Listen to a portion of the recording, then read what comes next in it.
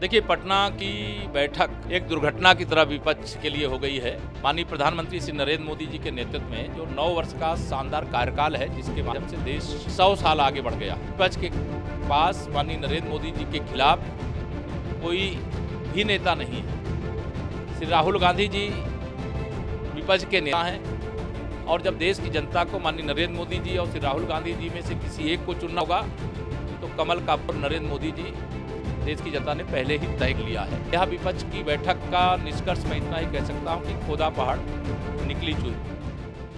पटना में विपक्षी दलों की बैठक पर तमाम नेताओं की नजर लगी थी। खास तौर से विपक्ष के चेहरे पर क्या किसी नेता की घोषणा होती है, ये सवाल सभी के जहन में था।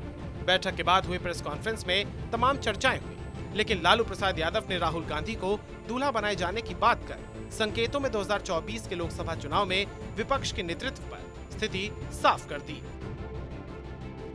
30 जून को अगर आपातकाल दिवस है और आपातकाल के खिलाफ आंदोलन से जो राजनीतिक दल तैयार हुए, स्वर्गीय मुलायम सिंह यादव, श्री अखिलेश यादव माफ करेगी, वो कांग्रेस शरणम गच्छामि कर गए। लालू यादव जी जिस कांग्रेस के खिलाफ साथ तो वो थे, लेकिन नीतीश कुमार जी का उदय ही कांग्रेस के उस आपातकाल के खिलाफ हुआ कि प्रकाश नारायण जी की आत्मा उनको माफ करेगी, डॉक्टर राम मनोहर लोहिया जी की आत्मा माफ करेगी। तो यह बैठक के कर्ता धर्ता है, चाहे आयोजक हो, संयोजक हो, मेहमान हो, सब सांपनाथ और निराला। अब इस बैठक पर केशव प्रसाद मौर्य ने तंज कसते हुए कहा, खोदा पहाड़ निकली चुहिया। पटना की बैठक में कोई निष्कर्ष नहीं निकला। विपक्षी एकता को लेकर तमाम दावे वादे होते रहे, लेकिन नतीजा सिफर रहा।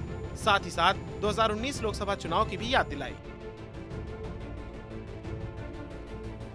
माननीय प्रधानमंत्री श्री नरेंद्र मोदी जी के नेतृत्व में जो 9 वर्ष का शानदार कार्यकाल है, जिसके माध्यम से देश 100 साल आगे बढ़ गया। विपक्ष के पास माननीय नरेंद्र मोदी जी के खिलाफ कोई भी नेता नहीं है। श्री राहुल गांधी जी विपक्ष के नेता हैं और जब देश की जनता को माननीय नरेंद्र मोदी जी और श्री राहुल गांधी जी में से किसी एक को चुनना होगा तो कमल का पुत्र नरेंद्र मोदी जी देश की जनता ने पहले ही तय लिया है। यह विपक्ष की बैठक का निष्कर्ष मैं इतना ही कह सकता हूं कि खोदा पहाड़ निकली। केशव प्रसाद मौर्य ने महागठबंधन पर ही सवाल खड़ा कर दिया है, साथ ही विपक्ष पर हमला करते हुए बैठक को दुर्घटना करार दिया है।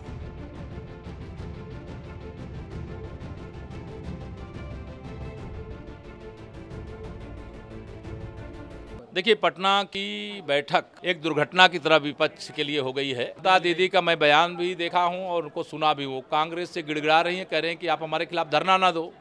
कांग्रेस और टीएमसी के बीच में जो जड़ा है उसको पहले उजागर करें। दूसरा, श्री उद्धव ठाकरे जी वहां गए हैं। उद्धव ठाकरे जी का महाराष्ट्र में खाता खुलता हुआ नहीं दिखाई दे रहा है। पीडीपी वहां गई है, जिसके एक भी सांसद सदन में नहीं है। राष्ट्रीय जनता दल उस बैठक का एक तरह से श्री नीतीश कुमार जी के साथ मेजबान की भूमिका में है, उनका भी एक भी लोकसभा में सांसद नहीं है।